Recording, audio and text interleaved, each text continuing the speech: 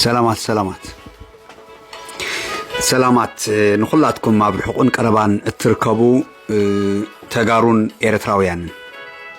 سلام مجمرة يا انبار لما أنتي أرسين تايك خون بزعبا ناي برهانة حونا لفعتي تسفى ويكأسب زس أنا سب أرسي حيزة متقل له نبرهانة حونا ويكأ ناي سلام أمباسادر ويكأ ناي سلام مانديلا خنبلون خلينا ناي إرتران ناي تجرين زقات أمو سمعنا لنا خلاتنا على السوشيال ميديا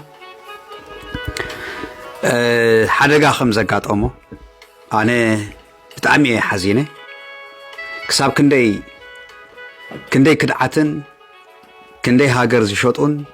كندي عنوت زمصون كندي حبرتسب زباسون زقاتلون بتيت بومبا زي تسحتو بتعمي بزجرم مخنيات حدا سلام سلازبلت راي كالا أبسا زي بلو ناي هزبو صبق نجر تقرقيرو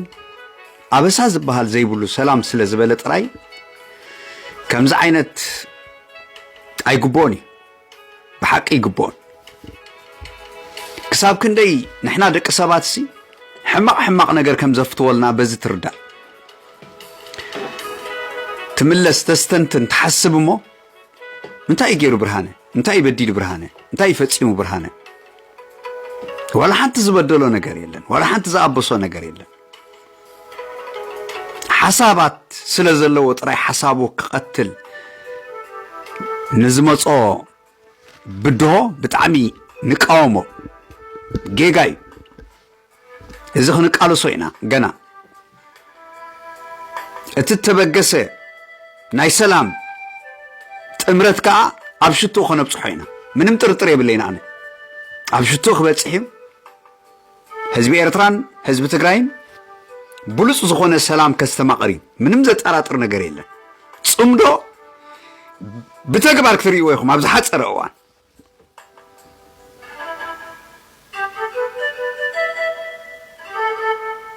ኣብ ሓፂር ግዜ ብተግባር ክትርእይዎ ኢኹም ብርሃነ ከዓ ማንዴላ ኮይኑ ብርሃነ ከዓ ናይ ሰላም ኣምባሳደር ኮይኑ ተሸሊሙ ኣብ መንጎ ህዝብ እዚ ሰላም ዘምፀ ጅግና ይተባሂሉ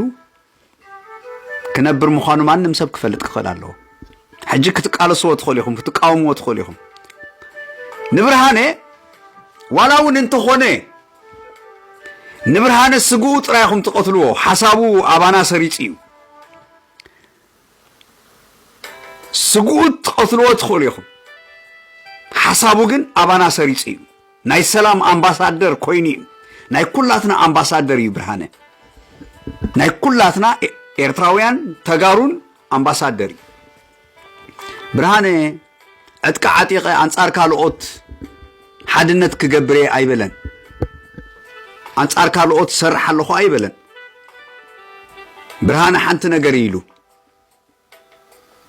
كندي جزيمو تفاتيتنا خنبر كندي ميكزي موت عصينا خنبر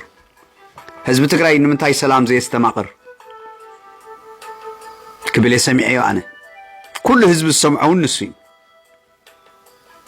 ንብርሃነ ግን እዚ ብምባሉ ጥራይ ሞት ተመኒኹምሉ ክሳብ ክንደይ ብልጽግና ዝበሃል ስርዓት ዝወደቀ ስርዓት ምዃኑ በዚ ያረጋግጽ ኢድ ከም ዘለዎ ምንም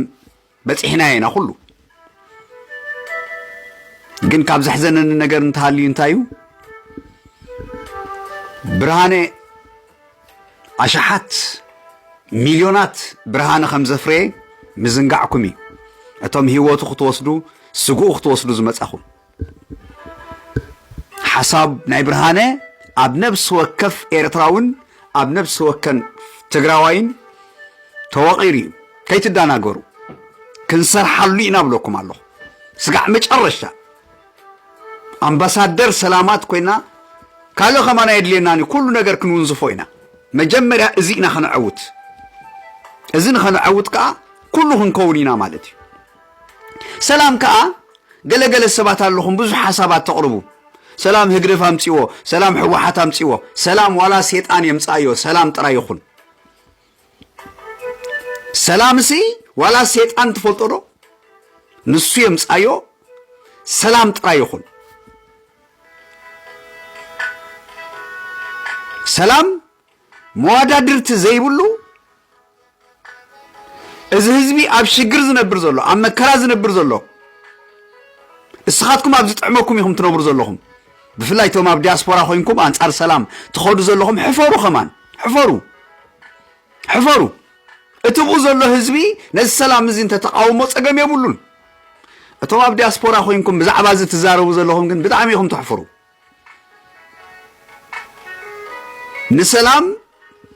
ንሰላም ከሸንፋ ዝኽእል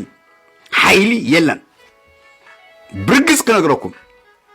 ንሰላም ከሸንፋ ዝኽእል ሓይሊ ሎ የለን ኣውል ስዒድ ቀጽል መሳርሕትኻ ኢና ሚልዮናት ኣፍሪኻ ኢኻ ብርሃነ ሚልዮናት ኣፍሪኻ ኢኻ ሰዓብትኹም ኢና ስጋዕ መጨረሻ እዚ ኣባይታ ስጋብ ዝፍጸም ኣነ ቃል ኣትለኹ ንህዝቢ ትግራይን ንህዝቢ ኤርትራን ስጋዕ መጨረሻ ዋጋ ክኸፍለሉ እየ ስጋብ ብሂወት ከምቲ ብርሃነ ብሂወት ዝተፈተነ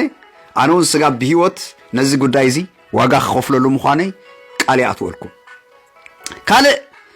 ምስኣ ውስኻ ቢለ ክዛረባ ዝደሊ ብርሃነ ዋላ መስዋዕት እንተዘጋጥሞ በቃ እንታይ ኖርማሊ ኣነ በቃ ብኸም ኣነ ናይ ሰላም ኣምባሳደር ኮይነ ቅተሉኒ ደስ ይብለኒ በቃ ናይ ሰላም ኣምባሳደር ኮይነስ ሞት ከጋጥመኒ ከሎ ንዓይ እቲ ዝበለፀ ኣብ ሂወተይ ንደቀይ ንዘርአይ ንሃገረይ ንዓለመይ ንኹሉ ንፍጡር ዝበሃል እቲ ዝበለፀ ኣጀንዳ እዩ ማለት እዩ ስለዚ ኣነ ሰላም ኢለን ዘጋጥመኒ ፀገም ዋላ ሞት ኩሉ ክቕበል ድልው እየ በቃ ኢየሱስ ክርስቶስ ነዚ ዓለም እዚኣ እታ ዘይትብቃቕ ሂወቱ ሂብዋ ስለዚ ንሕና ሂወትና ዘይንህበሉ መንገዲ እንታይ ኣሎ ስለዚ ኣነ ንፅር ነገር ክነግረኩም እዚ ሰላም እሞኑኒ ክዕወት እዩ ምንም ጥርጥር የለን ዝተፈላለየ ፖለቲካ ክዝረብ እዩ ዝተፈላለየ መስርሕ ክኸይድ እዩ ዝተፈላለየ ተቃውሞታት ክመጽእ እዩ ዝተፈላለየ ናዕቢ ክመጽእ እዩ ዝተፈላለየ ዘይፀለመታት ክመጽእ እዩ ዝተፈላለየ በቃ ዘይምጥን ነገራት ክመጽእ እዩ ኣብ መጨረሻ ግን እዚ ሰላም እዚ ዕወት እዩ ምንም ኣይትጠራጠሩ እዚ ሰላም እዚ ሚእትካ ሚእቲ እዚ ሰላም እዚ ሚእትካ ሚእቲ ዕውት ይብለኩም ኣለኹ ዕውት ሰላም እዩ በቃ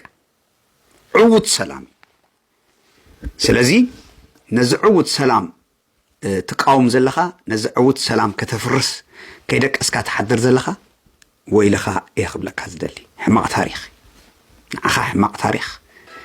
ንታሪኽካ ሕማቕ ታሪኽ ንኹሉ ሕማቕ ታሪኽ ኣከምዚ ኣይትጫማለቑ ኣከምዚ ኣይትጫማለቑ እዚ ሰላም ግን ቀጻሊ በቃ ነፃ ሓፃር ክነግረኩም ስጋዕ መጨረሻ ክኸዶ እየ ኣነ በቃ ሂወት ዝኽፈል እንተኾይኑ ነዚ ህዝቢ እዚ ዋ ሓላል ሓንቲ ግዜ ሰብ ዝፍጠር ኣታወዲ ሓንቲ ግዜ ይፍጠር ሓንቲ ግዜ ከዓ የብቃ ኣኸለ ስለዚ ንሰላም ክንብል ዋጋ ክንከፍል ኢና ንብለካ ኣለና በቃ እዚ ስጋዕ መጨረሻ ክንሰርሓሉ ኢና ብዙሕ መረዳእታታት እንዳምፃና እውን ኣሰምህሮ ክንህበሉ ኢና ብዙሕ መረዳእታታት እንዳምፃና ኣሰምህሮ ክንህበሉ ኢና ስጋዕ መጨረሻ ክሰርሓሉ ኢና ስጋዕ መጨረሻ ብለካ ኣለኹ ስጋብ ኣብ ተግባር ዝካየድ በቃ እዚኣ ሕዝዋ ቃላት የለኹ ካልእ እንታይ ክብለኩም ደልየ ክቡራት ተኸታተልቲ መደበይ ነዚ ፕሮግራም ዝተኸታተልኩም ሓሳብኩም ሃቡኒ ኮመንት ፕሊስ ኮመንት እስከ ሃቡኒ ንሰላም ሲ ንምንታይኹም አንጻር ሰላም ትኸዱ እስከ ኮመንት ሃቡኒ ወዲ ሰብ ንምንታይ አንጻር ሰላም ዝኸውን ሸር ግበሩ ሰብስክራይብ ግበሩ ና ኩሉ ከም ዝበፅሕ ከዓ ግበሩ እዞም ኣብ ቲክቶክ ዘለኹም ከዓ ኣብ ዩቱብ ሓሊፍኩም ሰብስክራይብ ግበሩ ለዚ ጉዳይ እዚ ንግሆን ምሸትን ክሰርሓሉ እየ ኣነ ንግሆን ምሸትን እዚ ሰላም ክሰርሓሉ እየ ተተላዒለ ከዓ ስጋዕ መጨረሻ እየ ዝኸይድ ኣነ